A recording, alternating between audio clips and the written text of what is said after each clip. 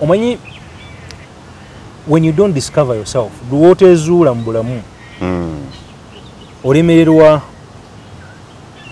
okwezuula kikola sense yes yeah nti bw'otazuula Katonda kye yakutondera kuba yes tosobola kufuuka kyolina kubeera kuba nti abaana abasinga tebaali ina kubeera bannamawulire naye system yabasindikayo oba omuzadde yabagamba nti njankulabe ku TV omwana ava mu senior 6 n'agala n'afuna course gy'ayagala n'agala nti bansinze kubeera munnamawulire naye ng'omwana oyo yandibadde mufumbi mulungi absolutely yeah omwana oyo yandibadde muzanyi wa katemba mulungi naye because teyafuna guidance teyezuulanga naye yeesanze mu mawulire kyova olaba nti gye basanga okulemererwa yes nti buli wootabeera mu field gy'otayina Katonda bimu yakutondera kuba ofuna frustrations ofuna stress nene nti olabanga abonaabona alina omugugu gwetisse nga onoonya agutukula naye nga taliiwo ekyo tekiri mu mawulire bokka but ne fields endala be basawo boosanga nti osanga omusawo nga omuzadde yali ayagala busawo amusomesa busawo yes n'afuna degree yes thank you n'agana n'emulago n'atuula bw'osanga oyo n'asanga omuntu afa talina passion yakujja nti abana kuwonya nti oyo yalina kubeera mulimi olw'okuba omwana yali mugezi sciences ng'azisobola ojja kukola obusawo ne bazimuteekamu ssente nti n'agamba nti bw'oba muto n'agamba bakulu b'omulooya walaba y'abazadde abeewera nti nze mu famire yange njagala mwana nga abeere looya omu abeere pilot kati nga ye kyafa kati ono omwana omuto asembayo bw'aba ayagala kubeera pilot naye omwana muli awulira ayagala kubeera footballer bwagamba omuzadde nti gyagenda kuzannya mupiira alabanga omwana amunyomye kati abaana be ba ending up mu field ezitali zaabwe ne batandika okukola ebikyamu to make matters worse n'omukulembeze w'eggwanga naye n'agamba mpulira abantu mbu bazannya omupiira football is not business that is playing I know eggwanga lino mulimu ebintu bingi n'omukulembeze w'eggwanga sigamba nti yamanyi byonna ebimu yeetaaga okubuulirirwa n'okutegeezebwa because bw'olaba Messi ndowooza beba bannabyabitone abakyasinze okufuna ssente era alina obuwagizi bungi mu nsi yonna naye bw'obuuza bamuwagira alina diguri ki ogobera omupiira gwolooza alina diguri ki twetaaga naye batumirira ekiva mu ye ekitone Katonda kyeyamuwa because ye yeezuula kati anyumirwa bw'agenda mu kisaawa anyumirwa nekimusasuza sajja bangamba nti endorsement gye balina ne Louis Vitalo n'okugatta abasajja Cristiano Ronaldo ne Messi bokka billions ebitone abantu abasinza okufuna mu nsi eno n'okubeera abagagga ennyo enjawulo eriwo nti beezuula bukyali mu nsi buli omu alina ekirooto kuba kuwaguza kulafuubana n'okulemerako okutuuka ku buwanguzi ddala wamma ggwe luba lunaku mulindwa okyasobeddwa eka ne mu kibira nga weebuuza omuntu omutuufu anaakutuusa ku makula g'ebirooto byo oba okooye kuferebwa kankwanjulire aba Brand Pro Property Services Limited abeegulidde erinnya mu kutuukiriza ebirooto by'abantu ebyekuusa ku ttaka bagula wamu n'okutunda ettaka n'amayumba ku buli luguudo lwa Uganda wamu n'okwetooloola ensi yonna mu mawanga agatali gamu nga USA, India wamu ne Bungereza. Tulina estates eziwedde okuzimbibwa. Gano makula bukula weegulire ennyumba ey'ekirooto kyo olwaleero ku bbeeyi esoboka. Naawe anoonyeza okupangisa tuzirina ng'ate tusobola n'okukulaakulanya ettaka, amayumba oba estates zo ne zeegombesa buli muntu. Oyagala saveya oba olina ekizibu kyonna nga kyekuusa ku ttaka bitukwase g'osirike. Tusangibwa ku MT House ku mwaliiro ogusooka Room 5 ewazana ku Entebbe Road okuliraana ekizimbe kya Muguluma Empire. Osobola okutukubira oba okutuweereza obubaka ku WhatsApp namba zaffe noti 773 216 588 oba noti 703 824 noti 79 ne ku website www.brandpro.co.ug ate mwe bankuba kyeyo ebyammwe byateredde anti osobola okugula poloti oba okufuna ennyumba n'okomawo nga buli kimu kiri malidaadi saana sebatuka abafera olwaleero ng'okolagana ne Brand Pro Property Services Limited tutuukiriza birooto. Buterevu nnyo abali ku mukutu ogwa Uganda ey'enkya mbaaniriza n'embebaza gyonna gye mutuusaako engalo nze muzukulu wa Gabunga Moses Wamala mwebale tugobera n'otuwa obubaka response or feedback ku ebyo of course bye tuteeka ku mikutu gyaffe egy'enjawulo Solomon Kaweesa oba SK Media Uganda ey'enkya n'emikutu emirala mwebale mutuweera ddala essuubi nti ddala ekirooto kyaffe eky'okulafubanira Uganda eyo gye tukubaganya ebirowoozo nga buli omu ali independent awe ekirowoozo kye si kusinzira ku ddiini kikula kye wajava no tulabika tujja tukisembera kwamba laba mukubaganya ebirowoozo okusinga ddala ku mikutu gino ebiri Solomon Kaweesa ne Uganda ey'enkya nga tewali avumye tewali awe mudde kimpa n'essanyu kuba abakulu baali balowooza social media eno ya buseegu kuwemula na kukola kutya. I think we are going there, we are getting there. Ate olwaliro njagala naffe bannamawulire naffe twogere ku nsonga nyingi nnyo jjukira buli lunaku mbategeezera amajjukiza amawulire gano ge tukola si gaffe. Journalism is not for journalists, no, it is for the people. That's why buli kye tukola kinabeera in public is interest. Njagala tulabe ate the state of media mu ggwanga Uganda tuyimiriddewo. Are we doing a role? Abantu tubaweereza mu bwesimbu obwenkanya n'amazima ago gennyini bye tubaweereza ddala ekituufu bikyazimba eggwanga oba twava dda ku mulamwa. Ngenda kuya ne munnamale munnange Ivan Kimuli Kigozi si mupya actually bangi nnyo mugobera mutegeera yali mu mainstream eri nga nze naye yajja kumpa reasons ze why he had to call it quits, yeah? Why he left, why he decided to pause with the mainstream media. The reason is zange muzimanyi the independence nzija nembagamba abakulu the independence eri kasita bagamba nti ayo story yago ntojizanya I feel constrained endabanga sijja kukanya nabo. That is number one, the independence. Ekyokubiri ndowooza the restrictions ezimu ebakuteekako nti kino wano wandika booti ne bwoba onabalansinga story awo emunanga atuwa akalango gwoba owuliza yekka. So n'ensonga endala ndowooza ze ziri main kuba amawulire gano siga kugaa nti ogenda kufuna ssente ripping big. Naye ndowooza Ivan ajja kumpa endowooza mukulu wange nkwaniriza nnyo ku Uganda ekyo it is your first time. Soko namusize kwatula ku Uganda ey'enkya tugende mu maaso emboozi ekwajje. Abatulaba ku Uganda ey'enkya ndi musanyufu okubeera ku bench. Yes. Mbeera eyo mu Kamooli. Ng'olaba. Nga ndabira ddala emirimu gye mukola. Okay. Naye ndi musanyufu okubeera ku mukutu guno. Okay. Webale kuweereza Uganda. Namwe mwebale kulaba, webale kutugoberera. Ensonga ezo zowa amakulu. Naffe tugoberera era nze nsuubira nti bangi tufunamu naddala abakulu botera okukyaza ne bawa endowooza zaabwe nga wogambye nti mu mainstream media eri eyaffe eri ligase media ebintu ebimu tebiyita waliwo biyitirivu nnyo ebitayita bakola ekika 15 yes nti ate waliwo agenda okulanga akagamba bannansi ne batafunamu nnyo but ku nsonga ng'eno emikutu gino omuzungu agita YouTubers nenze mikutu gya mawulire. Yes. Ngaye bagamba nti emikutu gya mawulire n'omenya eno ne bano naddala mmwe abasalawo okutuweereza ku mukutu ogwo gwa YouTube. Mikutu gya mawulire company. Yes. Era nze kye mbasaba mweyise nga company. Yes. Yengeri gye muyinza okugassaamu abantu era mumanye nti abantu kwe bali balaba naddala mu nsi yonna ate advantage gye muyina mmwe nti mutuuka mu nsi zonna ekitali ku TV zino eza bulijjo abamu tebazigenda kone kati abantu bogenda olina barelatives mu nsi ez'enjawulo era engeri gye bali ewala bagenda ku mikutu nga Uganda ey'enkya etesa ddala ebyenkya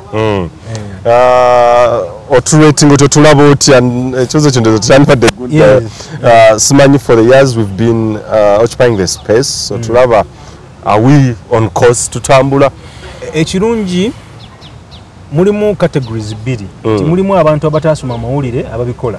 Yes. Because teri restriction ebagana kola.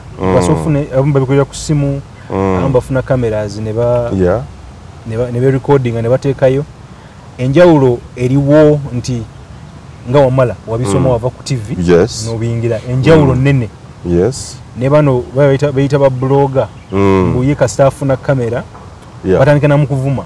Yes. Afune audience, attention, Enjawulo nene. Kati abatabisoma balina okuyigira ku mmwe.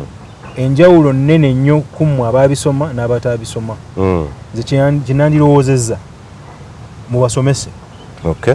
Bw'ate tebaagala kusoma balabire ku mmwe gye mukolamu ebintu. Nti yanjawulo nnyo musomesa. Because mawulire tusanyusa, tusomesa, aye ne tubuulirira mu ngeri ez'enjawulo. So bo emikutu gino bagikozesa kufuna tutumu. Ate kasaba atekamu akasente nti kasita enamba y'abantu abalaba vidiyo kasitebanga nene nesente zokoma okufuna. So buli omu adduseeyo. Naye kasengejja kajja kusunsula. Era abantu balaba babeera ne bagamba nti wamala Uganda yenkya. Ojja kulaba nga emikutu giri egitali professional. Mu lunabuddu abantu bajja giddukako bajje ku Uganda yenkya. Era abantu balaba era kinsanyusa abantu bagobera ne bategeera. Ye Ivan Kimuli Kigozi abajjukira ndowooza emboozi yali akola ez'enjawulo ku Nation Media Group kusingira NTV. Yes, gwengenda okutula naye olwaliro tuwayeemuuko musajja ina ndoza beba namawulire abamu kwabo benzikiriza nti yes ensa ekyali mu values standing up for values consistently and articles zawandika nokiza noga yes he has been consistent atera n'ekirala nti ndoza namawulire akyalemedde ku values n'empaji eziyimirizaawo amawulire. Kyetugenda tusookerako ekirala ye avainga for nakyagoba mu maaso awo si byabufuzi naye tujja kwogerako ne Uganda Journalists Association wuja awo wewali main subject leero okwongera okutegeera oba ddala kituufu. Yes, we need transformation. Twetaaga okwekuba mu tochi naki naye ayagala ekifo ky'obwa vice president emboozi zegenda kwajja mpola mpola bwetu naye me I had the reasons ezanzija mu mainstream. Simanyi ndoza kyankwata by surprise okulanga Ivan Kimuli Kigozi omusajja wembadde ntuula ku NTV and I enjoy the stories nga from nowhere omusajja ngenda okulaba nti ataddeyo post nti yes avudde ku NTV. Reasons zaali ki okuva mu legacy media oba ogiwummuzaamu? Saagiwummuza naye ndowooza kaali kaseera keeko. Manyi amawulire it's a calling. Wadde abantu batulaba nga tuli bato naye tuludde mawulire. Amawulire ngaluddemu emyaka ndowooza gigenda mu 13.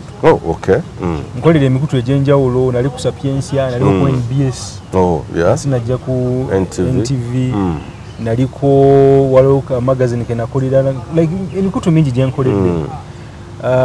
Era emyaka omuntu nga nti mbadde mu media okumala emyaka 13 agamba nti otandika ddi.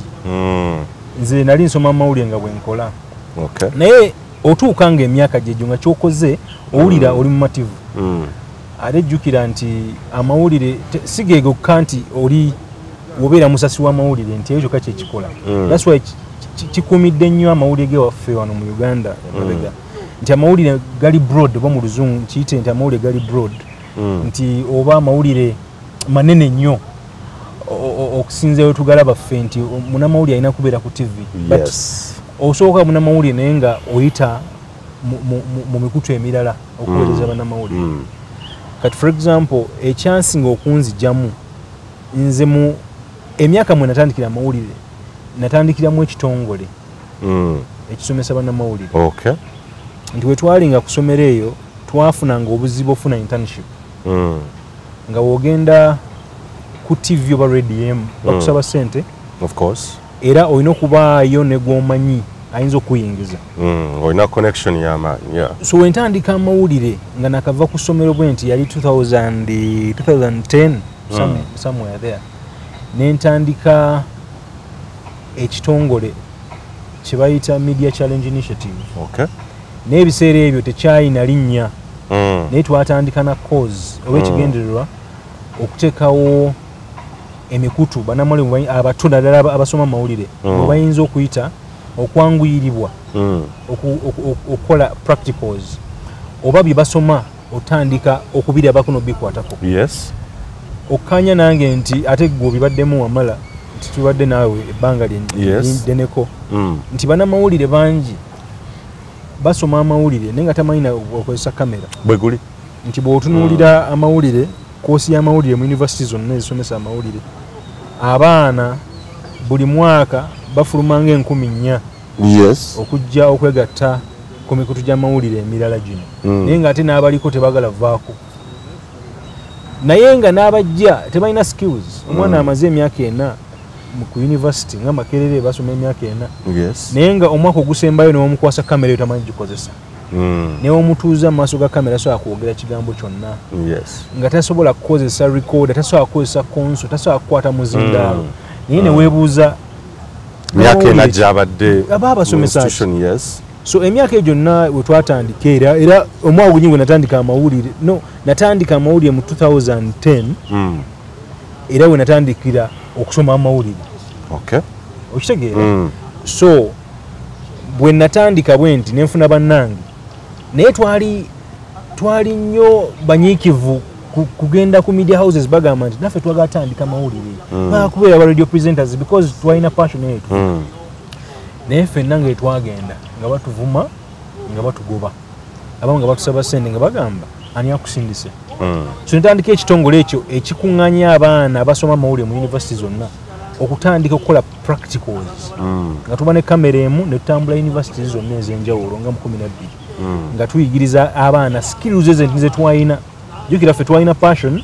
nga tulina ne bu skills obutini bwe tulina nga twagala tubusharinge n'abaana abalala era kye twakola ne tutandikawo ne competition ze twaziyita nga Bale Francis news anchoring competition zijjukira bulungi nnyo era Bale Francis nga tannafa yali patroni waffe yatukkiriza okukozesa erinnya lye ne tutambula mu universities ez'enjawulo zonna era abaana ne baparticipatinga mu 2011 twakitandikira ku Umkat I remember very well kiri awo then 2012 ne tukifulumya mu universities zonna twali bavubuka bato nga bwegenda mu universities batunyooma nga naye kati mmwe mukuŋŋaanya bannamawulire sente mugenda zijjawa ne tutandika okutambula ne tufuna universities 6 bwe twafuna universities 6 ne tuparticipate nga twagenda ku sharing era awo abaana twakuŋŋaanya abaana abawera 200 nga twali abataawo vuga tuli buto muli ambitious ebiroto mubirina naye ekintu ekyakola impact nene nnyo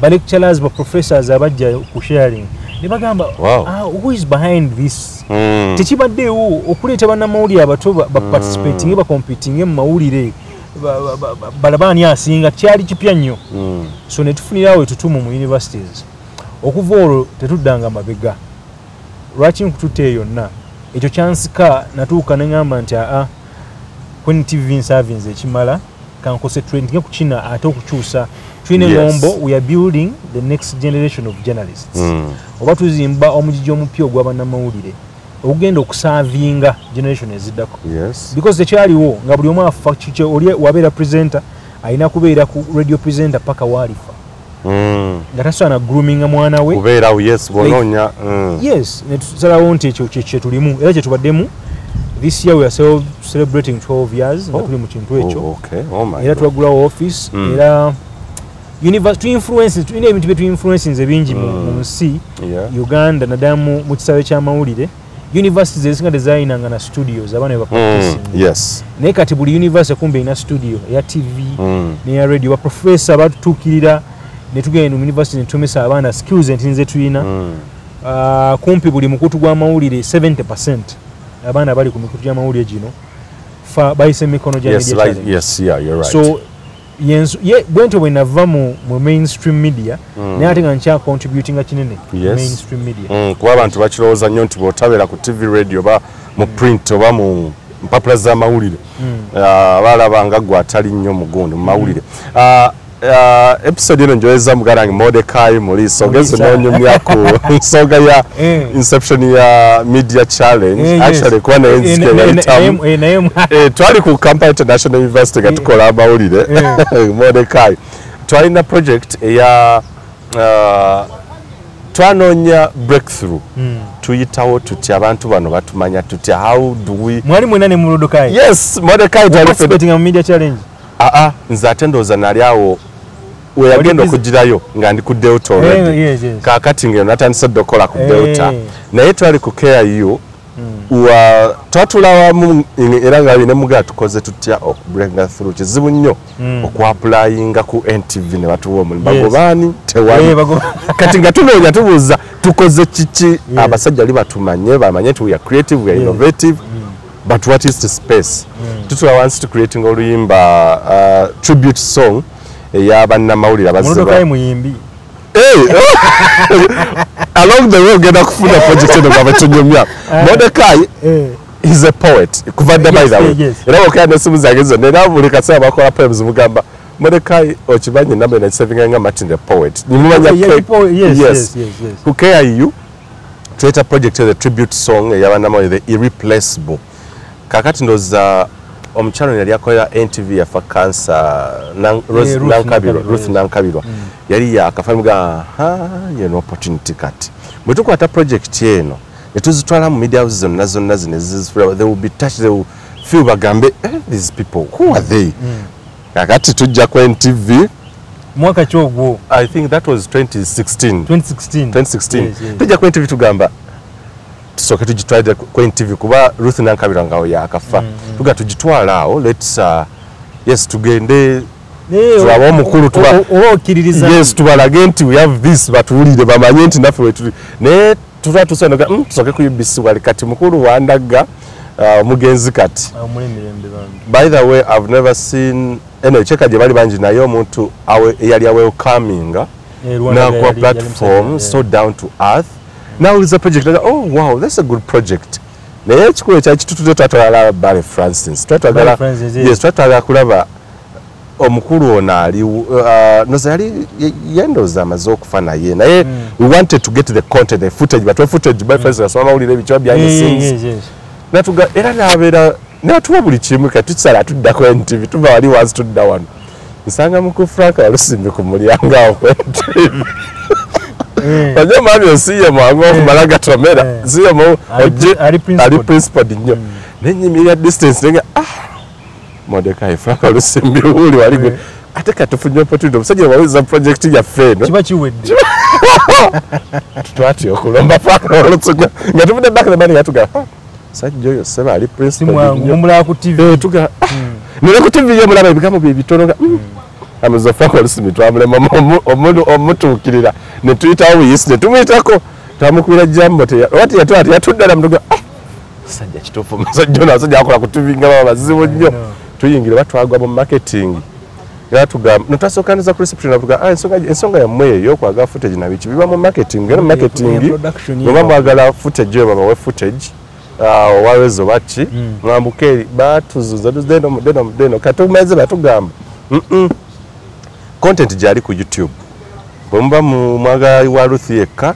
mumuje musomo kwesa tubakiza Mordecai ne mga sajja wano tetulina written document NTV they are very strict mugondi nyetuga akati omache twatuka let's just use photos tugenda mu studio kalina ku embassy ya US awe mabegawo wetwagenda Mordecai yawandisa ekitontome kye omusajja yawandika ekitontome kuvaddanga mutontome yes nangamba soko ekitontome kati netu posting am group ya KIU how can we get other people project ebimwe abantu bangi akati asoka kuwandikira zino media houses zogezimanye nti we are cooking something kakati ne basooka UBC yali bulungi nnyo netuwa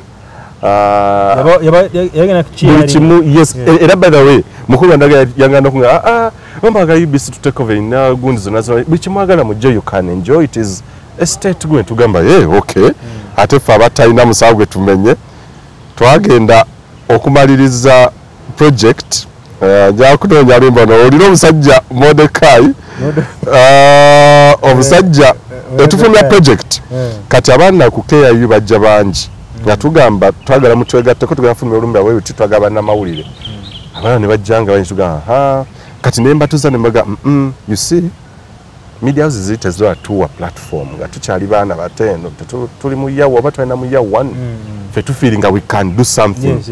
That passion. Yes, nebagamba tunoonye ekintu ekibreakinga through asijja bali eri batulabe banaatulaba bw'omanyi osoma amawulire bajjaga okay jangu tugeze tulabe tutuuka bulungi nnyo project efuluma and I'm very happy project eyo twagifulumya ffenna nga bwe twali ku project eyo buli omu n'afuna omulimu mpozi Morodekai yasooka ku record yasooka ku record Sisubi by the way Subi yasooka ku Subi by the way kakati nsala nzija ku Dr. Mugamba naye nze nafunye ku Dr. nawe olaba otya ojeno kubanza kakati yes we chest it zakati nyingidde mancha mugira nanga Subi bampise kwa inaddemo gye yali yakoze nanga Subi bampise ngende nsoma amawe n'omuga okay ne manyawo babiri bagenze kati waliwo omulala yali inasoma na ekitante SS wita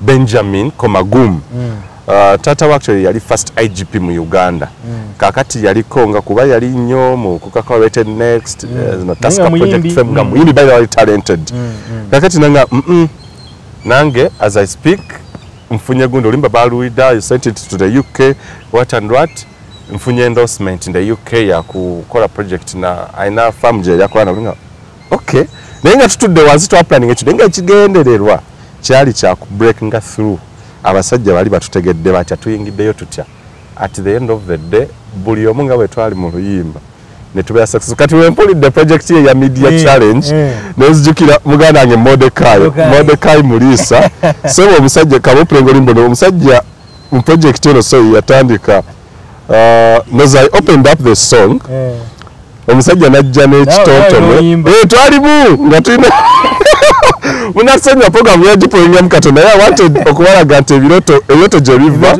kati bweyogedde kya media challenge nenzijukira ngamba oh my god so Mordecai era bwe yatuuka buli wabeera US ate ngamba do you remember our project dinzirize nzire mu njiriza n'ojiwuliriza every time naye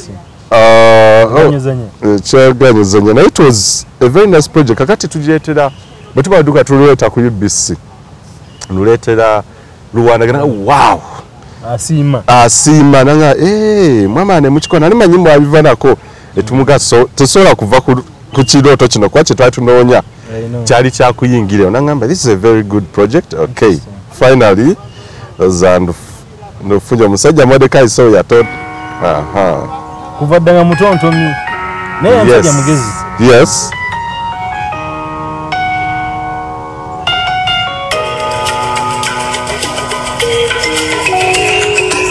The news, I'm Harinya Shwo. And in other news, we bring you the unforgettable moments of our irrepressed journalists. Now this is Benjamin. Yes. Wish you could see what we've become because of you. You're irreplaceable. Every step we take. Ono muri yadare yeddoboza alina gy'oyinza musician. Ninda Gw'Amawulire. Yoliage another news. Yes. Mordecai. The reason your absence is difficult to gaze. Nothing else but only sorrows in our faces. We are praying for you to be protected by God's grace. Because you work to Uganda in far places. You are the true descriptions of patriots. Oh no, you aren't on the ground, neither space. It's unbelievable. We are living in a great maze. Yes, we did this project. Now, this is now this is 2016. This is now actually we are making this is myaka mukaga YouTube chendaga. Yes, I uploaded this on 10th February. Now ye wanzukiza a story media challenge. Nenzukira je twajira ne modeka yalina talent nene nnyo. Yes, kwa tugamba how do we penetrate asajja wano kwa najitwaira abe mukibi nanga okay nasoka nawuliriza yeah it's good kwa se musajja amalagas abagebe kugamba ekintu nti it's a yes kwa musajja aludde mu art yes bekiba kirungi bekiba kibya kugamira aso wakukwenya yes abantu betombaga. So I dedicate this to Mordecai Mulisa. So how is media challenge now? Media challenge simbi katuna hub kabalagala Amazima mall. Ndi ne bakwano bange Abbas Mpindi Simon Senyondo ne Antonio Kisembo betubadde nabo emyaka ejonna kalina ekiyoto kyekimu naye buli wolemerako tuka kulyengedde. Yes. So tukya pushinga tusaba Katonda atuwangaze tugatte tafaali ku industry yaffe ne y'amawulire. Buli mwana gwe tusomesezza buli mwana ayise ku media challenge breeding ndala nnyo. Ayawukana nnyo era n'emikutu gy'amawulire gibagamba nti babalwanira by the way because buli mwaka bakuba amasimu mu fellowship yaffe. Fellowship egitandika fellowship endala gitwa launchinze etandika next week era mulimu abaana 26. Okay. Tubajja mbaana abasuka mu 5 buli mwaka tuba training and tugenda kola competition yeyo. Yes. Then tujjamu abagenda mu fellowship tusa twala bonna abiri mu 6. Of course, yeah. Then bebavaamu ne tuba share mini houses ne ziba sharing. Abamu batandika NGOs ez'amawulire. Jukira tukyasomesa nnyo nti tukusomesa ofuuke reporter tukusomesa to be a thinker. A thinker, a problem solver. We believe in solution journalism. Yes. Si abizibu no jano ganti onafudde kino tuina solution when you give a problem provide a solution as a journalist because platform yo abantu bajiwulira. Yes. Wakiraba nnyo mu COVID nti emikutu eja twatuka gino mainstream onafudde nibeera n'okugamba abantu nti weekuuma otya obutafa. So solution journalism is the way to go. Chetu simbako nyesira. Nenga I think to play in the part nene nnyo mu education system. Yes. Engage basomesa mu amawulire. Now they are practical and the people there they can sample. Abaana bonna bola buligola bakumikutu kya mawulire ali mu generation abaana abato bonna. Abasinga bali bayise mu media channel. Yeah, era enjawulo giraba of course kuba ndoza kyekali ekizibu ennyo nali ku Delta for the time I was there nga baana olaba applications ezijja mpitirivu nnyo naye one time nayagala nnyo okutuuza abaana bano abamu abajja interface with them manye their capabilities. Yes, yes. Natuuka ndoza on record ndoza omukat crane media zinalinda bye nga baana applying you're seeing the difference. Naye nga bolaba the institutions, these big institutions, omwana ngajjanga ne application ogiwanika you noga nayagala mawulire myaka ena gyabadde ku gundi tekiva na ku masomero ago go mentioning. I think chiva omanyi when you don't discover yourself duwotezuula mu bulamu olemererwa okwezuula kikola sense. Yes, yeah. Nti bwotazuula Katonda kiyakutondera kuba. Yes. Tosobola kufuuka. Choina kubeera kuba. Nti abaana abasinga tebaali inakubeera bannamawulire. Naye system yabasindikayo oba omuzadde yabagamba nti yankulayo ku TV. Omwana ava mu senior 6 n'agana n'afuna course gyayagala n'agana zibansinze kubeera munnamawulire. Naye ng'omwana oyo yandibadde mufumbi mulungi. Absolutely, yeah. Omwana oyo yandibadde muzanyi wa katemba mulungi. Naye because teyafuna guidance teyezuulanga naye yesanze mu mawulire kyovula abantu gibasanga okulemererwa. Yes. Nti buli wootabeera mu field gy'otayina Katonda mwe yakutondera kuba ofuna frustrations. Yes. Ofuna stress nene nti olabanga abona ino omugugu gwetise nga onoonya agutukula naye nga taliiwo. Ekyo tekiri mana mu mawulire bokka but ne fields endala bebasawo bosanga nti osanga omusawo nga omuzadde yali ayagala busawo amusomesa busawo. Yes, n'afuna degree. Yes, thank you. N'agana n'emulago n'atuula osanga oyo n'asanga omuntu afa talina passion yakujjanjaba nakuwonya nti oyo yalina kubeera mulimi olwoko omwana yali mugezi sciences ng'azisobola ojja kola obusawo ne bazimuteekamu ssente n'agamba nti bw'oba muto n'agamba bakulu b'omulooya walaba y'abazadde abeewera nti nze mu famire yange njagala mwana nga abeere looya omu abeere pilot kati nga ye kyafa kati ono omwana omuto asembayo bw'aba ayagala kubeera pilot naye omwana muli awulira ayagala kubeera footballer bwagamba omuzadde nti gyagenda kuzannya mupiira alabanga omwana amunyomye kati abaana be ba-ending up mu field ezitali zaabwe ne batandika okukola ebikyamu. To make matters worse, n'omukulembeze w'eggwanga naye n'agamba mpulira abantu mbu bazannya omupiira. Football is not business, that is playing. I know. Eggwanga lino mulimu ebintu bingi. N'omukulembeze w'eggwanga sigamba nti yamanyi byonna ebimu yeetaaga okubuulirirwa n'okutegeezebwa because bw'olaba Messi ndowooza beba bannabyabitona bakyasinza okufuna ssente. Absolutely, yeah. Era alina obuwagizi bungi mu nsi yonna naye obuuza bamuwagira alina diguri ki ogobera omupiira gwolooza alina diguri ki twetaaga naye batunuulira ekiva mu ye ekitone Katonda kyeyamuwa because ye yeezuula kati anyumirwa bw'agenda mu kisaawa anyumirwa nekimusasuza. Sajja bangamba nti endorsement gye balina ne Louis Vitalo ne kugatta abasajja Cristiano Ronaldo ne Messi bokka billions ebitone abantu abasinza okufuna mu nsi eno n'okubeera abagagga ennyo enjawulo eriwo nti beezuula bukyali.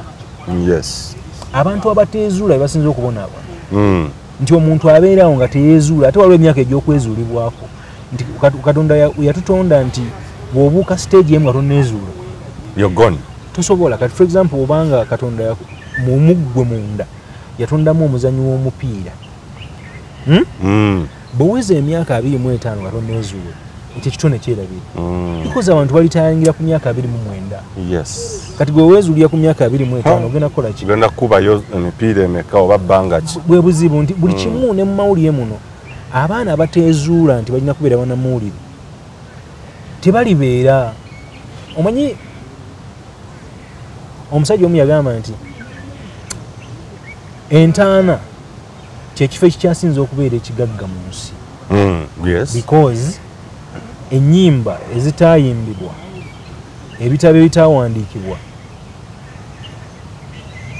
bafootball abataazuulibwa bonna baabaziika omwo because teweezuula. Nti bw'oteezuula olina ebintu bingi byofa nabyo era eggulu weba gyeriri enzikiriza nti gyeriri.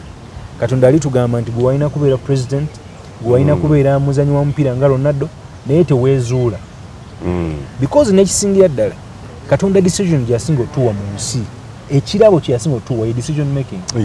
Katonda teyeetaba mu decision making yakuwa obuyinza obusalawo kyoyagala okufumiitiriza.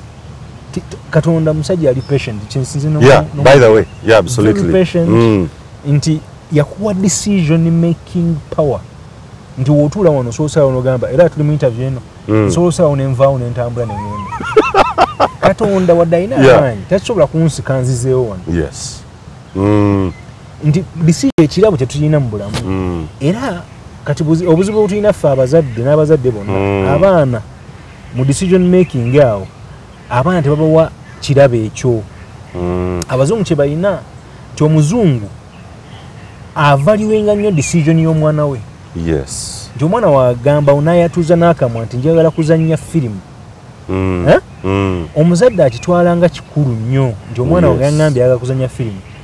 Wano mu Uganda omuzadde wokyatula omwana ng'ali mu P1 n'agamba daddi we nti njagala kuzannya kapiira miggo ayagala omwana ayogere nti yakubeera pilot yakubeera musawo ekyo kigenda sanyusa omuzadde amugulire n'ebyokuzanyisa era bangi bempulira ne looni n'afuna looni omwana agenda afuke pilot but at the end of the day osse omwoyo gwe gwogedde naguyita mu kamwa negugamba njagala kubeera muzanyi wa kapiira ng'omwana kyawulira because akamwa kaatula ne Katonda kati ye mwana akyogedde ojeyo kibooko omwe yakwononeka babazungu bavaluing ekyo era bakirindirira nnyo omwana okyatula nti omwana kasita kyatula aba atonze nti njagala kubeera muzanyi wa kapiira omuzadde n'aleera ekirowoozo ekyo n'akituusa gye kirina okulaga kati ffe mu Africa bateekamu obwongo n'education system bw'otaba piloti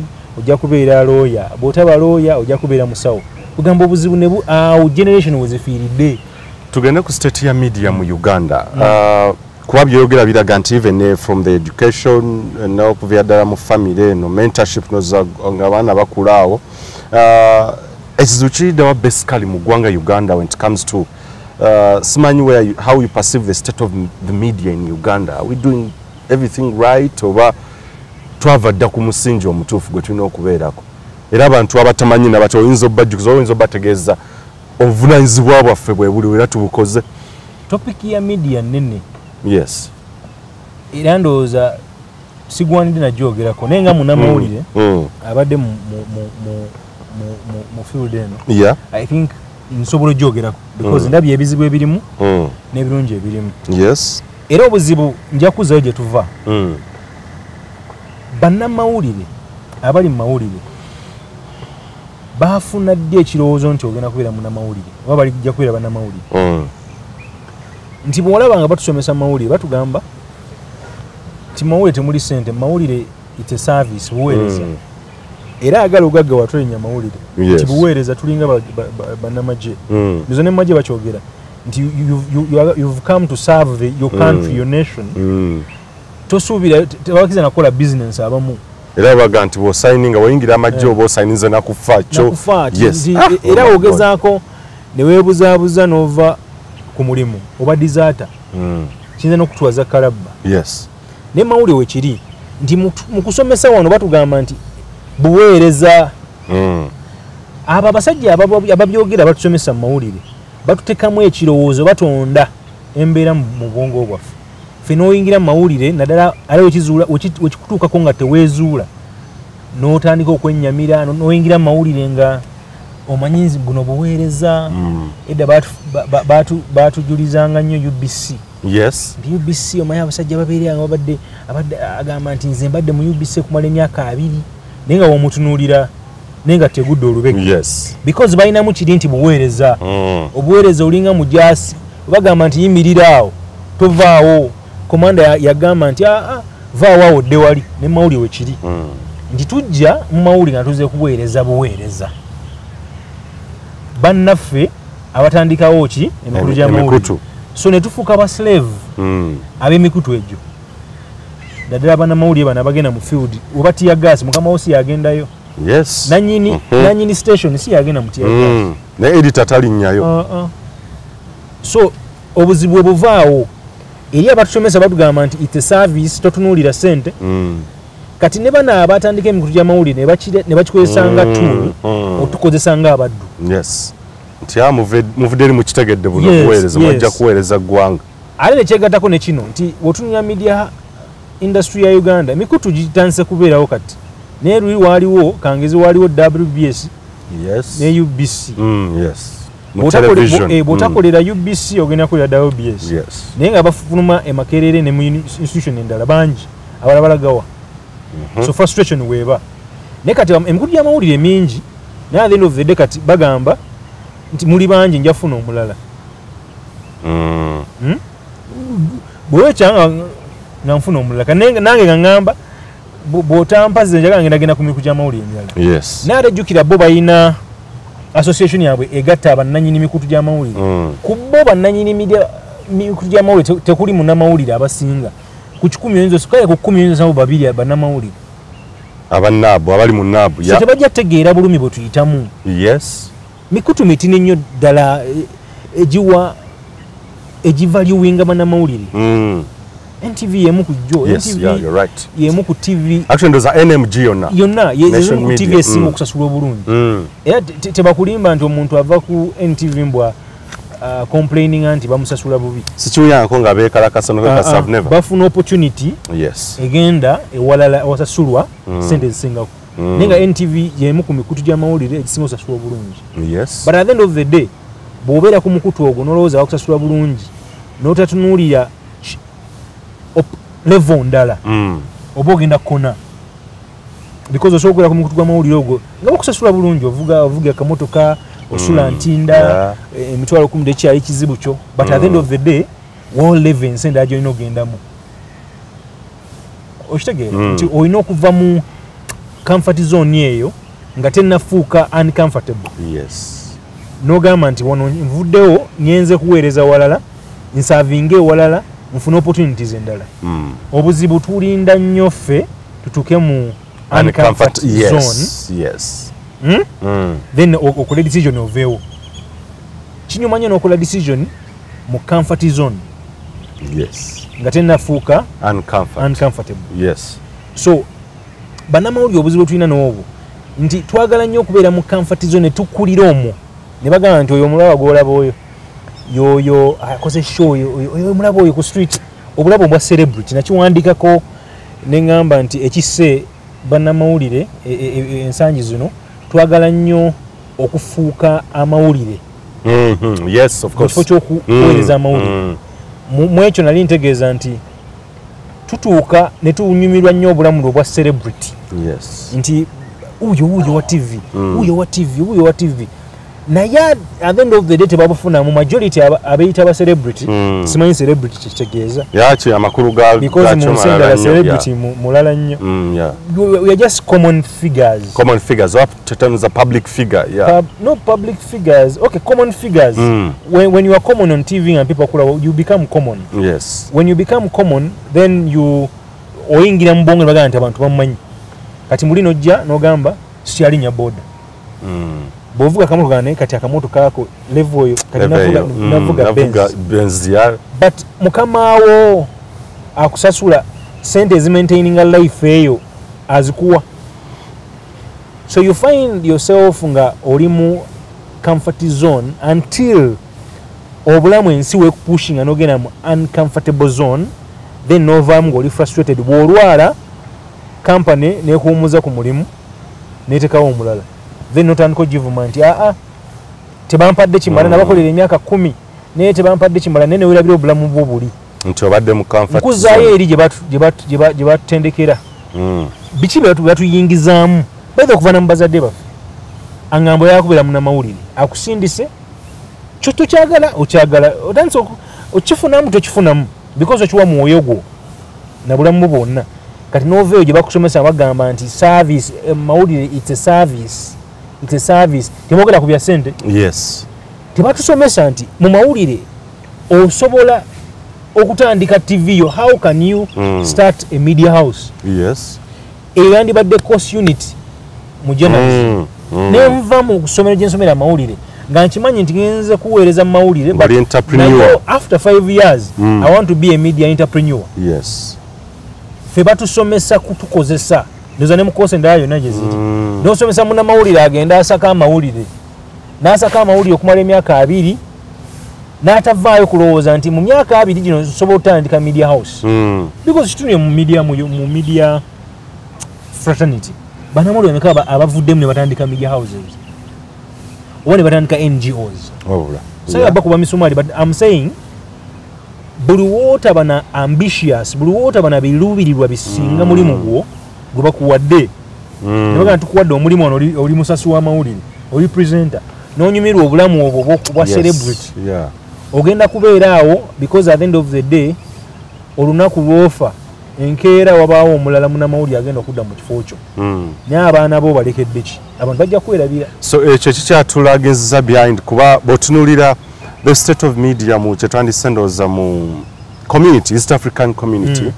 Kenya is far ahead. Yeah, Kenya eri better. I don't know Tanzania following naye ndaba nga Kenya ekyali nnyo. Kenya eri better gye tulabirako. Biki bye tutakola apart from okuva family ambition obutabe okubeera nga institutions zaffe, yes there is a lot that needs to be done. Biki ebirala bye tutakola byoga nti yes the state of our media ekyali mabega nnyo bannakenya bye bakola. Economy ya Kenya eri far better than Uganda. And ekyombuuziza ekibuuzo economy esalawo nnyo kinene. Yeah, absolutely. nti wotulya economy yaffe ne ba investors Kenya bali wala nnyo ne TV zetulowooza ennene mu Uganda zirimu omukono gwa investors Kenya olabaga kan yatandikira wa Kenya NTV it's just a sister it's a franchise Kenya ne Ggwanga so wotunya Kenya bo bayina zi TV zinansangwa wotunya KTN wotunya Citizen wotunya NTV Kenya bolaba K25 24 bali wa far ahead nechivawa economy deciding achinene esalawo chinene but at the end of the day nezo sente ze bakola media houses bazizza mu bantu abazikola enjawulo eri wano mu Uganda mu media fraternity abakola media houses zikola sente bazizzamu nti bolaba saa commissioning amikutu wano but bolaba sente media houses zekola omwezi nezezaamu kitini nnyo sente zebafuna nyingi nebazaamu kitini nti for example department ya mawulire yesinga okuyayanirwa nnyo companies okulanga bagita prime news prime time nti abantu companies zino zinagwadda zaagala nnyo okulangira mu kaseera nga mawulire gagenda maaso ganatera kuba saa 12 kitundu eza dakika 3 nga tezinako okusaawa emu baagalawo nnyo wali expensive then ne break ya saawa emu ne dakika 15 amawulire gatandise bagenda mu break awo batundawo nnyo then nga ganatera okuggwa okay between saawa 12 kitundu paka saawa actually awo wakola sente mu media house nnyo bannamawulire bakola waawo naye bw'otunya sente ezidda mu bannamawulire ezikoleddwa omwaka gwonna ziba nti nnyo naye topic nene because nabo bajja kugamba nti awo ne URA yagalawo nnyo emisolo miyitirivu nti buli kalanga akarwaninga kalina osasula omusolo kiddayo eri ku state of the economy nti omuntu bw'abanga asasula emisolo mingi egibeezaawo TV ayinza obutazza sente ezo mu muntu akola sente ezo era olumu mba nenya olumu kitono nange siba nenya kuba okubeezaawo TV mu Uganda emisolo mingi nnyo so kiddayo ku conversation ya economy n'emisolo ejja okusasulira decoders zino yezino okukalinga ne equipment yennyini okuleeta latest equipment nti omulabi agambe nti TV bana ine kifaananyi ekirungi misolo mingi but era kiddayo eri wadde osasula emisolo mingi ono munnamawulire akola sente enkumbi erima olina ogiwagala weguli naye sente ziddayo ntini it's a debate because ajja kugamba nti TV zino ezikola sente nyingi zirabirira bannamawulire bulungi zibawa insurance for example NTV gyenakolerako ekuwa insurance ekuprotectinga everywhere nti nayo kiba kikutuuseeko ekizibu kyonna emakinga sure they protect you naye eri emu emikutu gisukka mu bibiri mikutu how many media houses ezisobola okukola NTV kyekola olaba ne sijja kulimba munene ku kamera nze munene manyi njogera amazima ne state owned media kitekikola naye you'll find nti wawo sente wezikoma so balina balancing nti wadde okola sente wadde issue ya misolo mingi but akola sente mukulu because the media houses nentono zikola sente zikola sente neera abakulu bano because bossi bannamawulire nawandiika article nenjita eaters the media eaters and the eaten nga ngamba nti waliwo abali n'abaliibwa so mu media mulimu abali n'abaliibwa be bannamawulire n'abalala nti nze bwe mba nza ayimirizaawo erinnya lyange batambula nnyo ku mannya gaffe nti olina alaba amawulire nga yagala kulaba Kimuli Kigozi n'abantu abalala bonna saa mentioning amannya naye nga sente zaafuna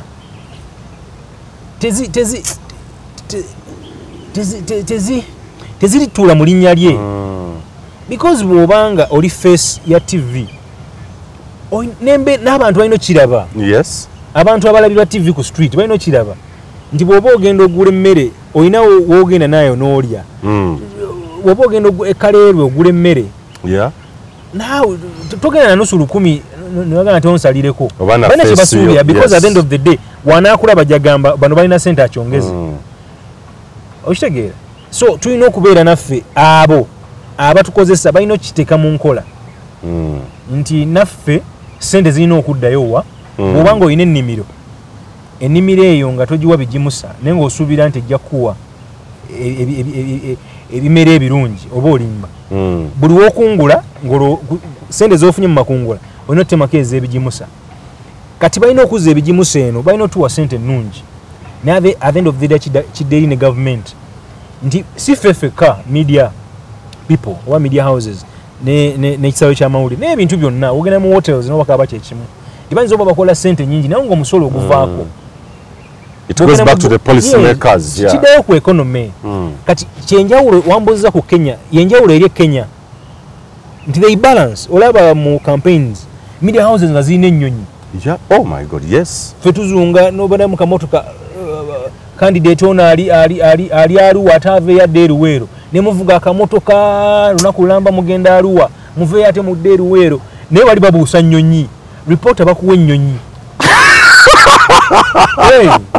Bari ku kamera yekazi n'okwekanga reporter asajja wa KTN citizen bakulaga nti nyonyi ne ba reporting abagenda Kasese ne bakavaringa districts Kenya nene ne bakavaringa districts yes ezo states zaabwe nga bali mu nyonyi competition citizen ina nyonyi mukaaga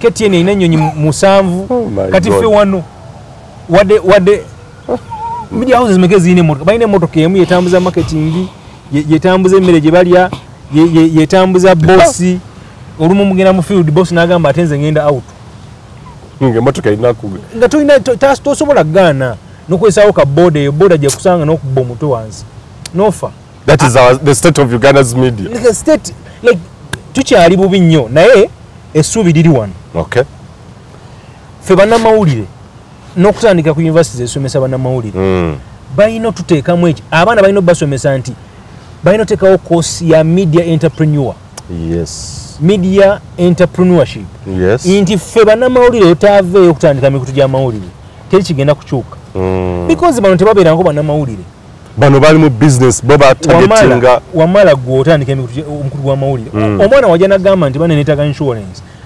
tomubuuza na bibuuzo bw'agamba nti neetaaga headgear neetaaga protection gears ngenda mu strike demonstrations gwe because waliyo omanyi kyekitegeeza omuntu omwana wakusaba headgear ezo protection gears ogenda mu tear gas tojja mumalira budde oba otegeera naye obuzibu bujja nti omusajja yali musuubuzi n'atunda emmwanyi ze n'afuna ssente n'agenda n'atandika media house gwe omugamba nti tear gas ajja kubuuza byebiki waki aba tebabiina nti sente zenkuwa goba ogula okitegeera azza ogamba nti nzagulya engoye ez'oyambala n'akkakkanya emboozi omugaso gw'ensonga gy'omuwadde ekibuuzo kino kikulu ntya nnyo kibuuza abantu abannamawulire bannange who took back the media to the dogs are they the journalists practitioners or there is someone else bibiri naffe bannamawulire ffennyini twenafuya nti otuuka ku munnamawulire naddala abo abateezuula buli wooteezuula onafuya omulimu gwo nzikangwa example nakwadde example y'omusawo omusawo bw'aba nga tayagala kujjanjaba anafuya omulimu gwe kati obuzibu tulina 70% mu nsi eno abantu abasinga bali mirimu nga tebalina kubeera mirimu egyo n'amawulire tebatuleseeyo naffe tulina bannamawulire nga tebeezuula n'osanga munnamawulire ng'akola ekintu n'ogamba naye ono munnamawulire let me tell you the truth bannamawulire tutuuka mu conference bino biswaza tutuuka mu conference munnamawulire yazze okusaka amawulire najja mu conference y'abantu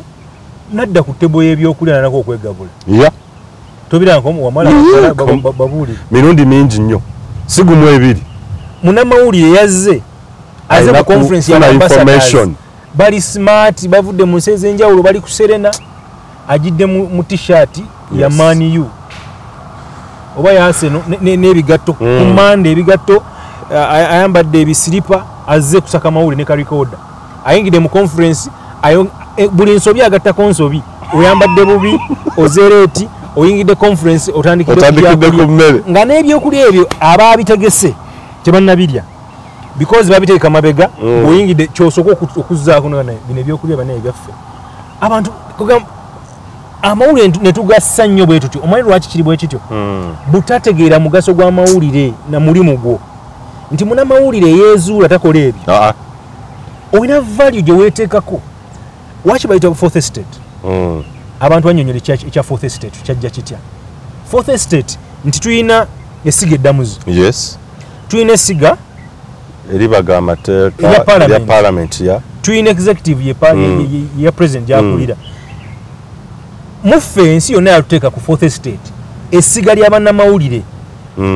lyerikola gavumenti lina okubawo nga kalabalaba waaga lyasiga asatu ana gali asatu naye batuteekawo erisiga eryokuna nti fourth estate bannamawulire bakola ettundutundu erikola gavumenti buli wootakiyingiza muntu onogana nti ndi ssiga ddene erikola gavumenti neweenafuya obwongo bwo era bugenda amanyi bagamba kyoli kyofaanana kyoli munda kyofaanana era wosanganga omuntu bweyaba kumanya entegeera etunuulya ennyambala gyayambadde ojategeera bwatyo bwategeera bannamawulire tulina okyusa ennyambala tulina okukyusa entegeera ngegitegeeramu ebintu tulina because bwe tuba nga ffe abayigiriza abalala nga ffe tetuneeyigiriza waliwo obuzibu because abantu bakomplaininga engeri gyetukolamu ebintu ne ku TV kigenze munamawulire natandika okweyisa nga lowooza yasinga okutegeera yekka mu mawulire nadda ku mukutu gw'amawulire ndowooza opinions zikirizibwa mu mawulire but teweefuula nnyo mugezi nnyo gwasukkulumye ku baano b'oweereza okusinga abakulaba because bakuwanise olina erinnya ddene tokkiriza kuwabulwa obalaba ku mikutu gy'amawulire bannamawulire bannaffe nadda ku muntu omulabi amuwadde feedback because muwulire tukkiriza feedback nakuwa feedback munnamawulire n'amuddamu ekigambo ekinene because ye alowooza oli ali wansi nnyo okumuwabula eyo gye tulaze naye bannamawulire tulina okitegeera because nagambako abantu nti nze munnamawulire we mba nnoonya omuntu amulungula ekintu public ekitegeere bulungi sinoonya munnamawulire munnange ngenda mu society nenoonya omuntu gwendowooza ategeera ekintu ekyo kunsinga n'akimulungula oli andaba akitegeere that's why wetuba budget ekomyewo basomye budget sigenda ku mikutu gy'amawulire nenoonya munnamawulire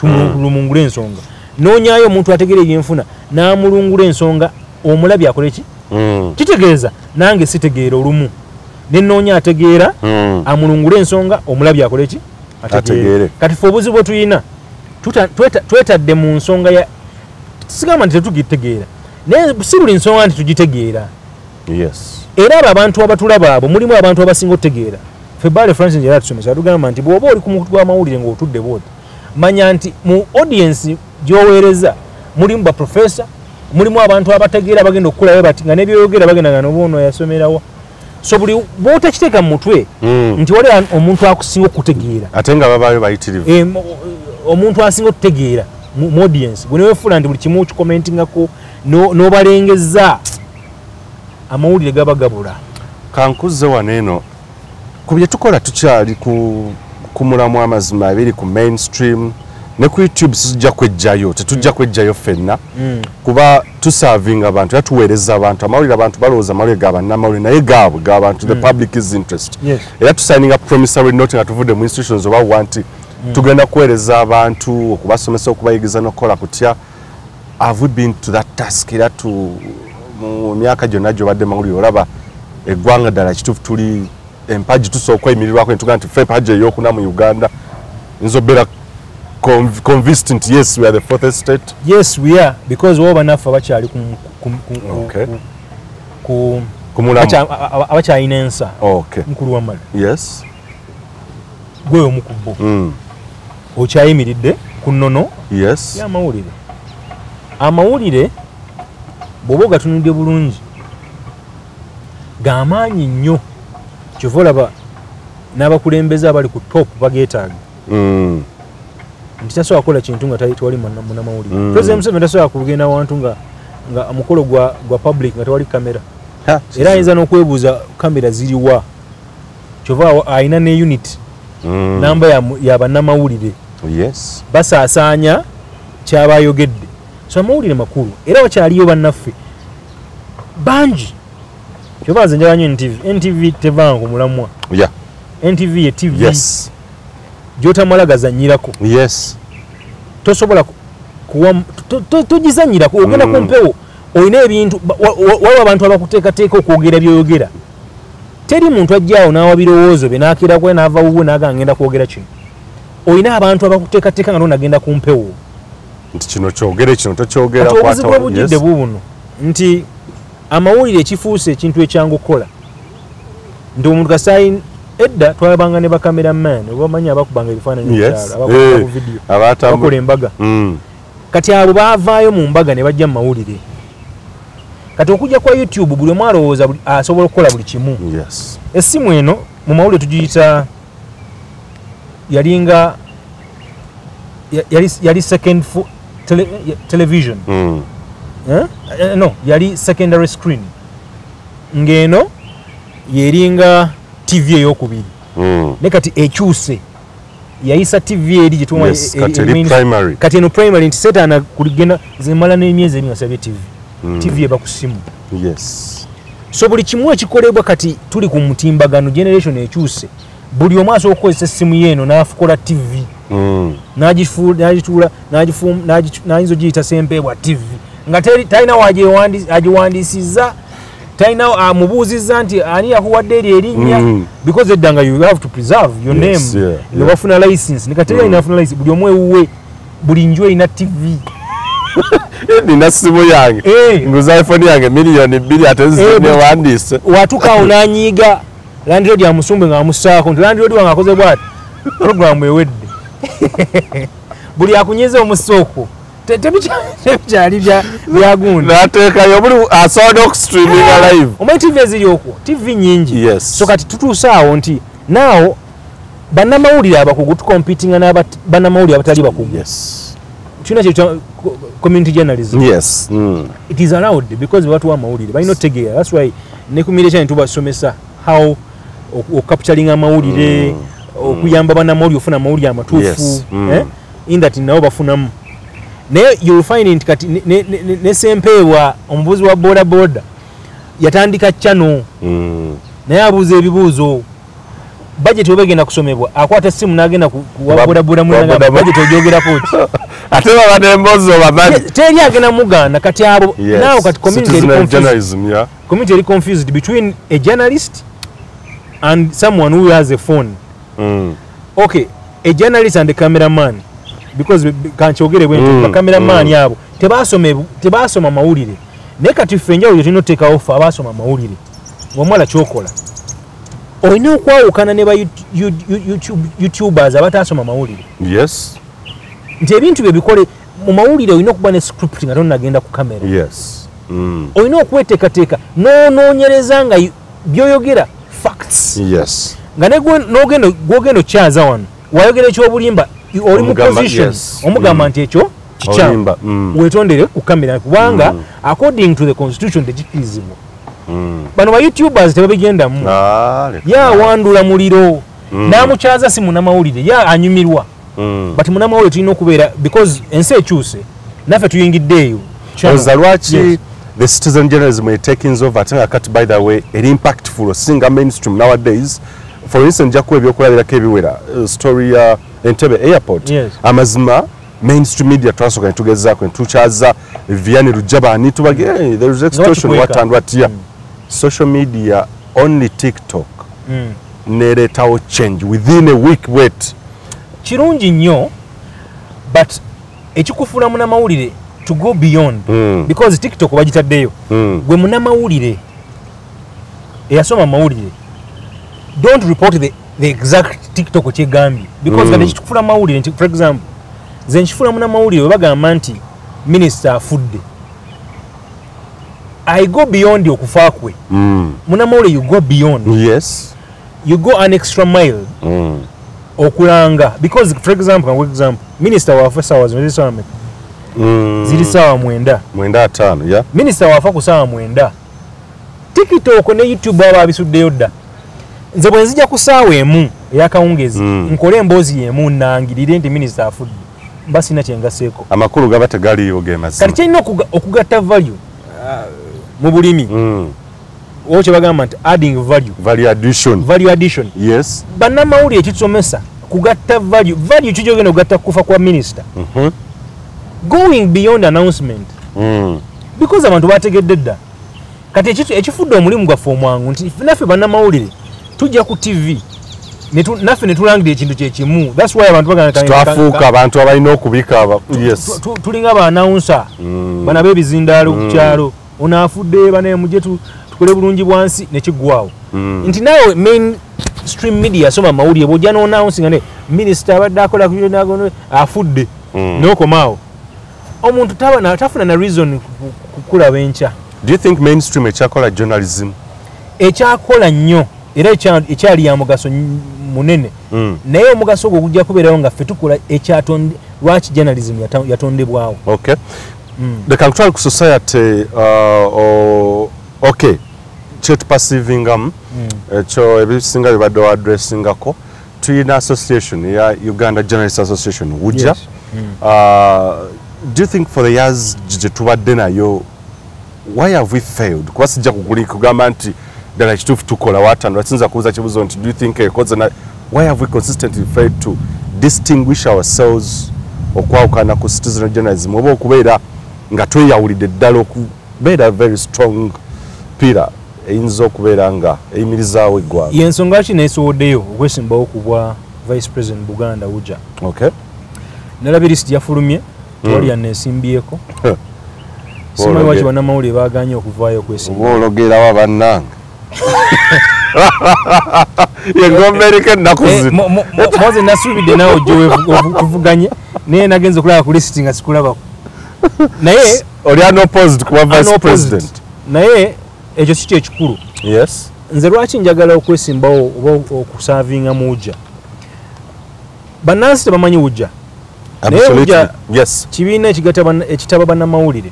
Bonna mu ggwanga. Yate kikoma okutaba butabi. Byetuva okwogerako programu eno byetulina okukola okukyusa bannamawulire. Nze nakitandika emyaka 12 egiyise nga mpita mu kitongole kyaffe kya media challenge.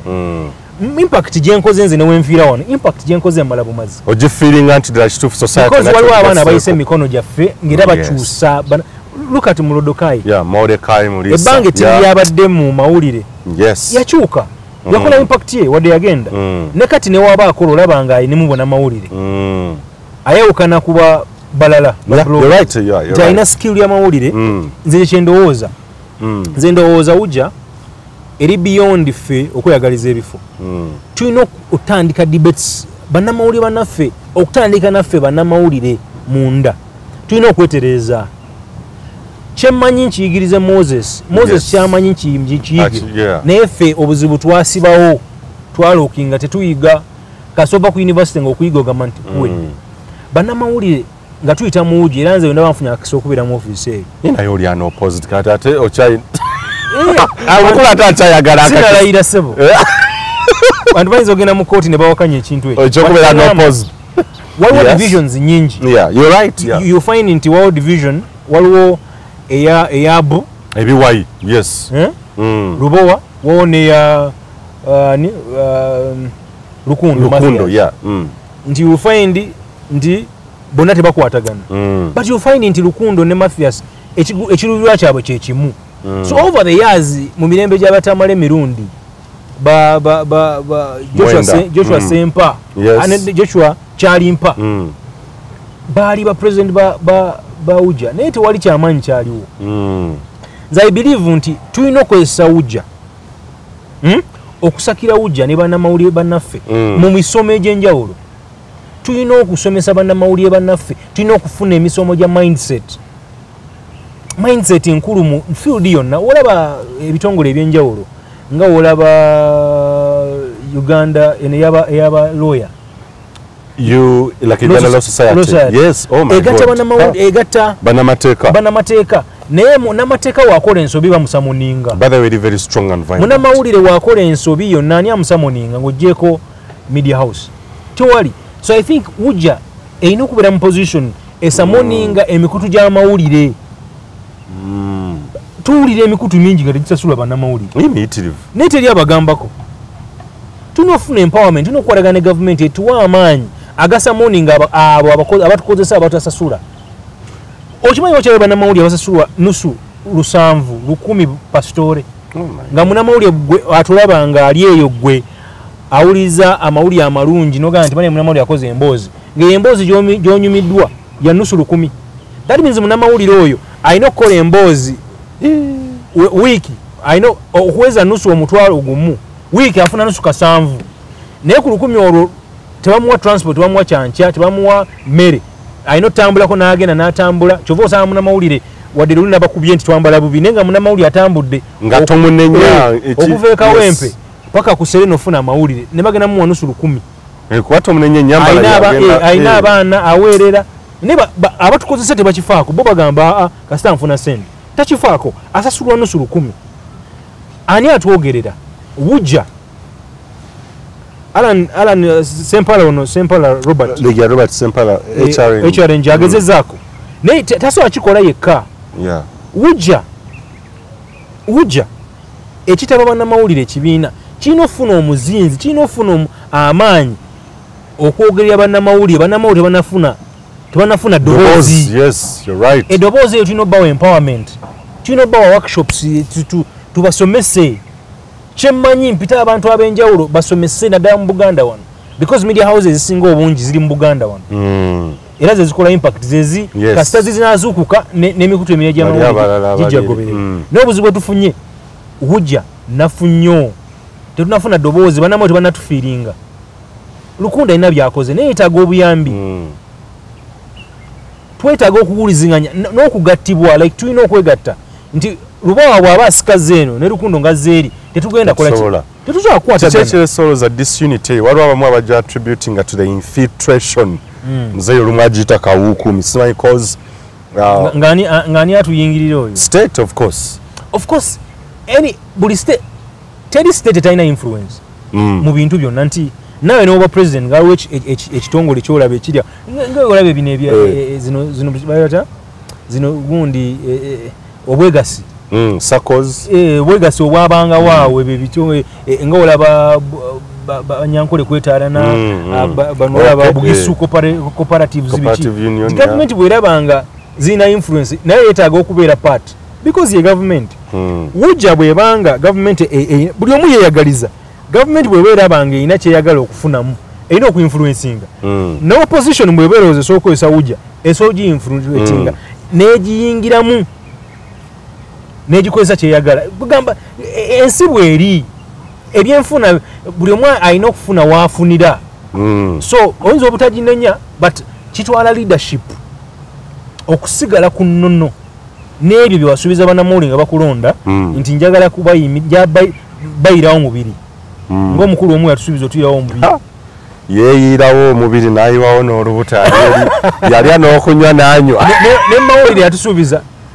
alina kuyiwawo omubiri bannamawulire naye yagenda ova mukulembeze bannamawulire simanyi mubiri gwe yatuyirawo but at the end of the day kyekugamba Wujja bannamawulire bonna gye bali amawulire gakoma mu Buganda wokka nze njagala nkwatagane abakulembeze abakiikidde ebitundu ebyenjawulo west eastern north tufune eddoboozi nga Wujja teyogerera bannamawulire b'e Kampala eyogerera bannamawulire Uganda erina bannamawulire ogenda ekalamoja nga waliwo bannamawulire naye nga teri aboogerera babakuba emigo naye nga teri aboogerera Wujja erina okusituka Wujja erina ofuna omuzinzi Wujja erina ofuna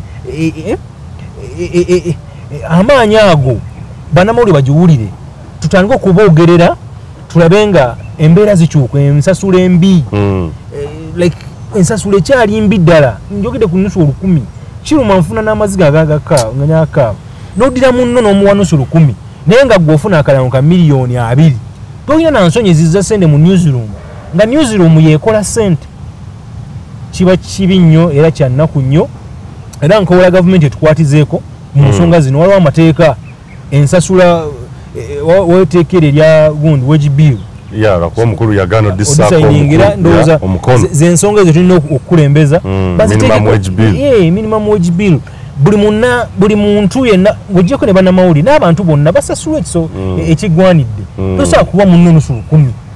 olowooza ababaka be tulina kozi mu parliament tulina ababaka naye nga bannamawulire yes ndowooza kandabe nina Ibrahim Ssemujjunganda nina Joyce Bagala Ntwatwa nina Honorable Betty Namboze Bakireke Betty Namboze munamawulire yeah of course tochi kyago gye balina ne Kasibante bani Madam Teacher nina kati Joel Ssenyonyi nina Kazibe Bashir Mbazira I don't know yes abata nabo balinga abatonda ye their voice simanyi tetuna Juliana wonna naye try to feeling that twins okuba na representation nga banamenti era abambe na interacting nga kako nabo nga mucha Joyce Bagala nga yes yanga nabo neddoboze eryo nituse likole litya apart from uja naffe obaba kama fawo kwa basinga mucha Joyce Bagala ku NBS yali yes I think she's my boss ne abalala have they really advocated to see this jebaveno nabo basasira because bomuba nga muri disorganized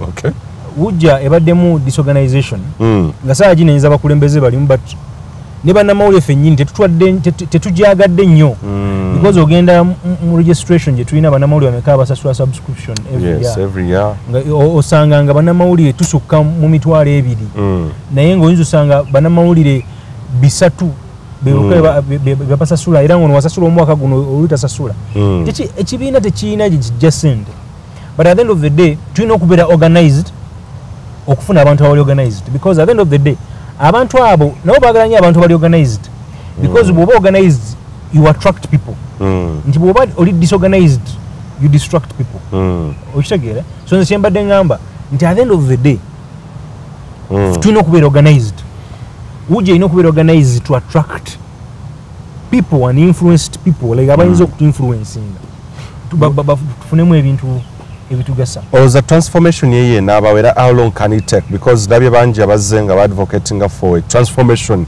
kusalawo yeah kusalawo nga inavudde ne nesimbawo ne mugano ku nesimbako je bagenze tubanyiyo naye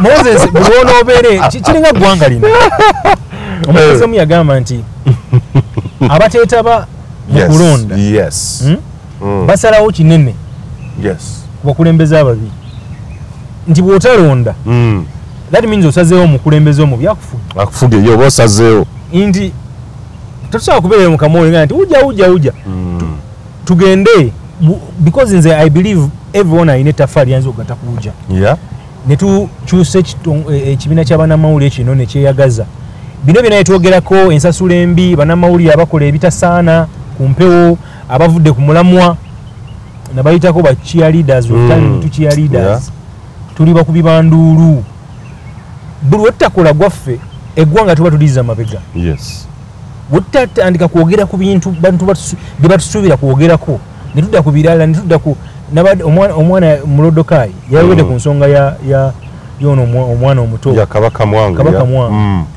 noddira nolame kutujja amawulire egyesigika nekitango kyaza omwana because kabaka mwanga ne batta program namba ya dakika 10 bakyaza kabaka mwanga omwana ne bamutambuza omwana alina kubeera ku ssomero ne bamutambuza of course omwana afuna but at the end of the day ekyo tulina okuwa public program zino okuzimba obwongo bwa bannayuganda baziwa dakika 2 naye ne badira program zino eza kerere eza kini ezivuma ne baziwa essaawa 2 ssaawa emu ne baddaawo ne bavuma banamawulire naffe tuli awo tugamba but of course ne ba sponsors zibaagala because abantu zibaagala bannamawulire fe abazimbye audience eyo yes so kati fe nga bamala mu abagenze eno mu ba YouTubers yes mu bannamawulire ddala abasoma amawulire mulina okyusa ekyo abantu mawe content azimba ensi because at the end of the day ensi ejja balamula omanyi buli woteekaka video ku mukutu gw'amawulire mpozi ku mikutu egyo egya social media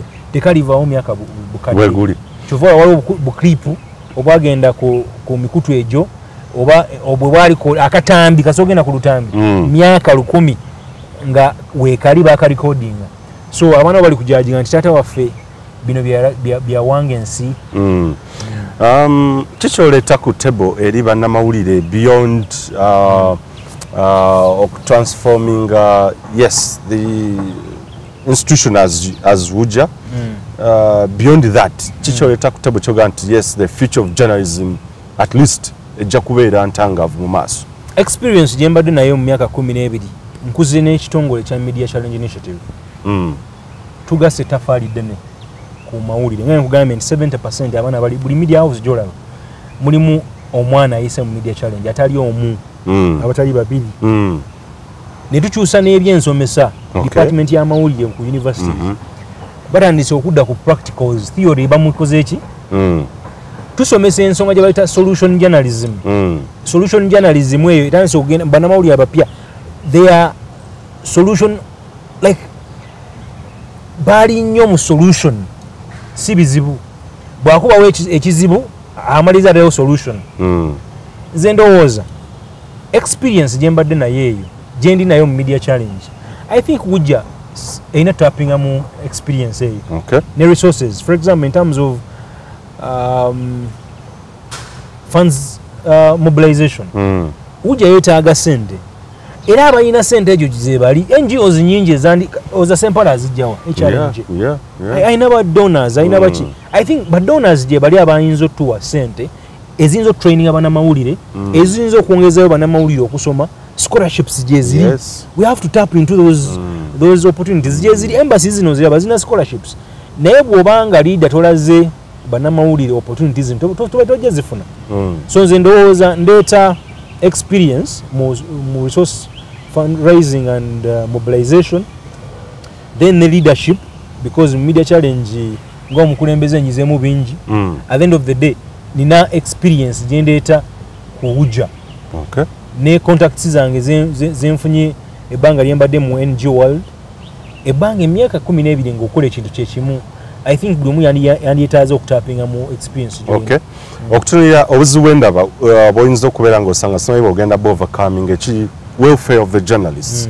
Nalabako ya Muganda Kazwe Bashir Mbaziza bwe yali ng'ali president sijja kulimba yatryingako okureachinga out to appropriators ab'emikutu gino welfare yagendako ku CBS. That's the fact by the way on the fact for the matter of record yagendayo nafuna ne meeting actually ndoza media zalinga nyata sijja kulimba I remember that during his tenure yagenda ku CBS era meeting ne chairingibwa about the welfare church nzijukira y'abannamawulire naye the hard thing or ekizibu kye yasinga okusingana nga ba proprietors abasinga kati saawa eno tumanyi chabasa olina okutuuka waggulu protocol nene nnyo olina okutuuka lyo kati emikutu egimunga ba proprietors ba ministers some of them ba government officials how are you going to mitigate that because nkirabyeko nti oyinza okwagala okutuuza abakulu banene nti bannange omu story eve ku 10 awo twavaawo dda let's do this. That's one of the challenges. I think ekyo bakigezezaako bangi ng'ongambe kazi bwe yakigezaako. That's a fact. Nze kyenpromise singa tetugenda kuongeza bannamawulire emisaala. But nze kyensibyeko nyesira we will engage. Tugenda kuengaginga bannanyimikulu gy'amawulire tubabuulire embeera eriwo. But at the end of the day tutandike ku bannamawulire mindset. Because at the end of the day eyo business ya muntu. How can we be creative as bannamawulire? For example bannamawulire ffe abatuusibwako ensonga za gavumenti zeyaga abantu bategeere bwe bannaddizi bagironkinga weetuli ffe ne tubitwala ku mikutu y'amawulire nti naddizi etandise abavubuka abali eyo mwekolemu emirimu gavumenti ekole ki kati ffe bannamawulire tubikwata ku kamera nebisigalawo naye ng'abantu abalina obuyinza abagaba n'essente ezo n'entandiko ezo mikwano gyaffe tubalina mu masimu tubakubira mikwano gyaffe naye kubanga ffe batugamba nti munnamawulire tolina kubaako na saidi ate tolina kukola kino esitole gwagikoze tulina naffe tuli bannayuganda wadde tuli bannamawulire tuli mu ekonomi y'emu era nze bwe mba munnamawulire nga ndi muvubuka wabaawo programu ng'ekola ku bavubuka nina okugenda n'abantu abo ababiina tetwagala basemberera nze mba ndowooza ezo programu naffe tulina ozenyigiramu ng'ogyeko ebyobufuzi ate ovedde tebina tu compromising alugana nti banaye kati batuwadde nadzi kati story tango kuwandika ze NRM you have to stay independent. Yes. Olina kubeera independent era kikuwa omugambe kino nkifunye nga munnamawulire. Ano kino nkifunye nga muvubuka si munnamawulire. Bwe mba nkola emirimu gyange tekigenda ku influencing na kubeera balanced. No kubeera balanced. But at the end of the day opportunity eggwanga lye liwa abalala nange nina okola ki? Kanzije tumbe program briefly kanzije to winding up ne Ivan Kimuli Kigozi n'ebirala bya leta on table for the Uganda Journalists Association katuje. Munsi buli omwali n'ekirooto kuba kuwaguza kulafuubana n'okulemerako okutuuka ku buwanguzi ddala wamma ggwe luba lunaku mulindwa okyasobeddwa eka ne mu kibira nga weebuuza omuntu omutuufu anaakutuusa ku makula g'ebirooto byo oba okooye kuferebwa kankwanjulire aba Brand Pro Property Services Limited abeegulidde erinnya mu kutuukiriza ebirooto by'abantu ebyekuusa ku ttaka bagula wamu n'okutunda ettaka n'amayumba ku buli luguudo lwa Uganda wamu n'okwetooloola ensi yonna mu mawanga agatali gamu nga USA, India wamu ne Bungereza. Tulina estates eziwedde okuzimbibwa. Gano makula bukula weegulire ennyumba ey'ekirooto kyo olwaleero ku bbeeyi esoboka. Naawe anoonyeza okupangisa tuzirina ng'ate tusobola n'okukulaakulanya ettaka amayumba oba estates zo ne zeegombesa buli muntu. Oyagala saveya oba olina ekizibu kyonna nga kyekuusa ku ttaka bitukwase g'osirike. Tusangibwa ku MT House ku mwaliiro ogusooka Room 5 ewazana ku Entebbe Road okuliraana ekizimbe kya Muguluma Empire. Osobola okutukubira oba okutuweereza obubaka ku WhatsApp namba zaffe noti 773 216 588 noti oba noti 703 824 noti 79 ne ku website www.brandpro.co.ug. ate mwe bankuba kyeyo ebyammwe byateredde anti osobola okugula poloti oba okufuna ennyumba n'okomawo nga buli kimu kiri malidaadi saana. Sematuka abafera olwaleero ng'okolagana ne Brand Pro Property Services Limited tutuukiriza birooto. Tukomyewo nate njaga tumalirize program ey'olwaleero ye nina mention y'omusajja wano. Very good. Omusajja wa Brand Pro muganda wange Ivan of course Namesake. Yes, Ivan alina of course abaagala abalina ebirooto by'okuzimba n'okufuna of course plot houses oba amayumba n'ebirala byonna yasangamba bakyali mu nnaku ebibiri eza January. Teziri asatu mu lumu.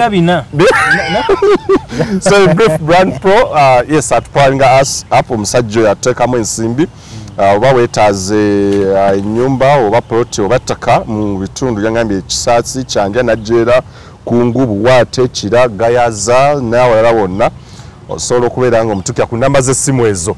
Naawe yeetaga kyonna ekikwatagana ku nsonga z'ettaka osobola omutuukirira babayita Brand Pro Property Services Uganda Limited ojja kubeera nga obatuukirira. Muganda wange Ivan tumalirize programu eno njagadde okutwalako just in brief tulina ekizibu ekirala ekya disunity mu buli institution by the way not only mu mawulire yokka naye abasomesa abakola batya of recent twalabye abasawo by the way ne bagenda kolo ne bafukamira.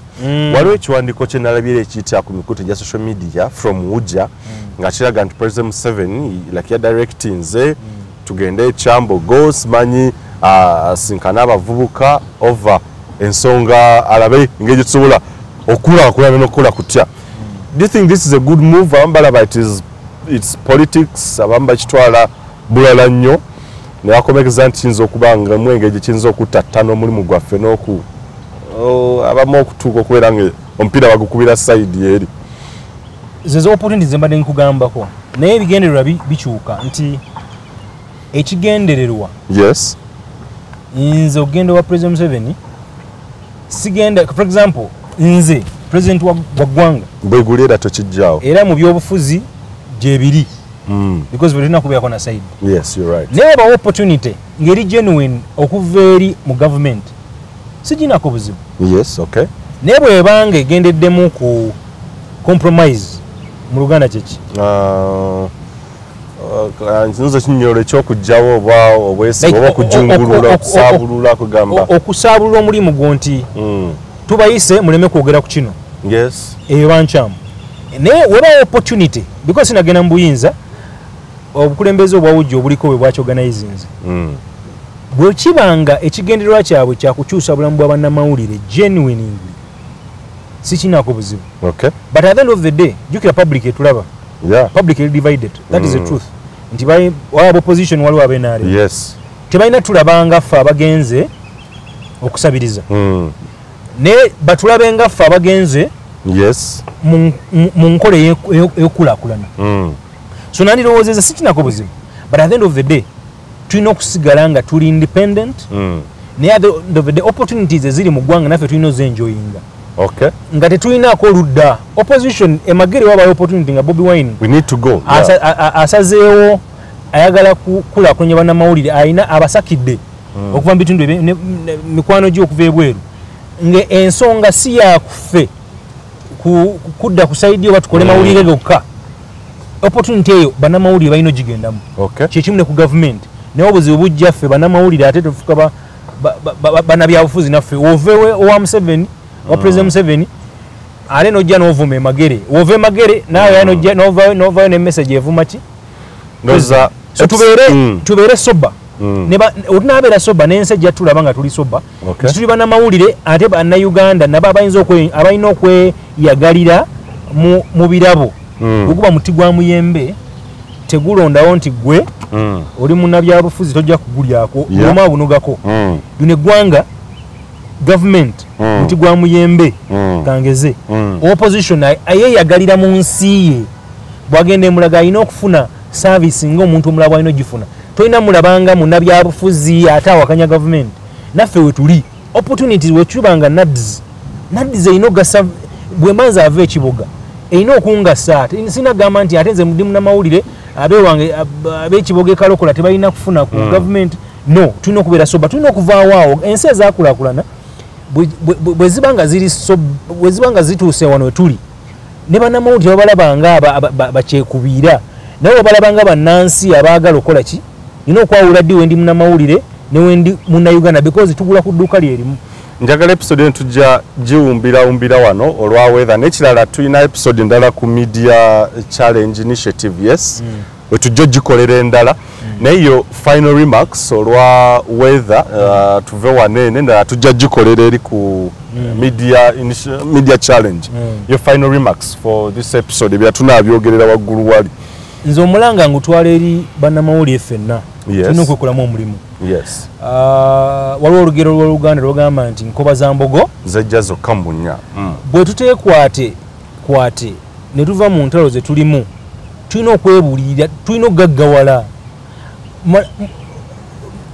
siffe abazaala obwavu oba siffe ekiswa kya bwavu nti bannamawulire mwe muli awo mutambuza mawulire tulina okutandika okubeera ba entrepreneurs tulina okutandika emikutu gy'amawulire tulina okutandika okukozesa abo abasajja abatukozesa abatakola mawulire bwe tutakikole ne tufuna mindset ey'obugagga because kiri mu bwongo nti ffe kiri muli nti ffe bana tukozesa bukozesa olina kubeera reporter olina kubeera radio presenter onaabaddi nannyini mukutu gw'amawulire ekitandika naawe uterovye Ivan Kimuli Kigozi yes munnamawulire tujja kweyongera ninayo episode enjagala byadayogerako ebya media challenge initiative yes tujja not only actually a visit but I think a courtesy call tugende tufulenda tulabe transformation gye bakola in the practicability obanga mubirabako namwe mwennyini tomanya abazadde bangi kino kijja kuyandoza ki-inspiringa n'abaana abali mu institutions ezitali zimu okubeera mukola amawulire yes obeere nga ofuna feel at least of following the right thing the right steps or making a decision eri ddala ekituufu ng'eri dependence oba yeesigamye oba ogisigamiza ddala ku biriwo so tujja gikola episode endala awo for now tusooke tuwummulemu katoba eno tugikomye wano tujja kukwataga ate olunaku olulala muzukulu wa Gabunga Moses wamalayi Katonda kuuma maaso moogi Uganda y'enkya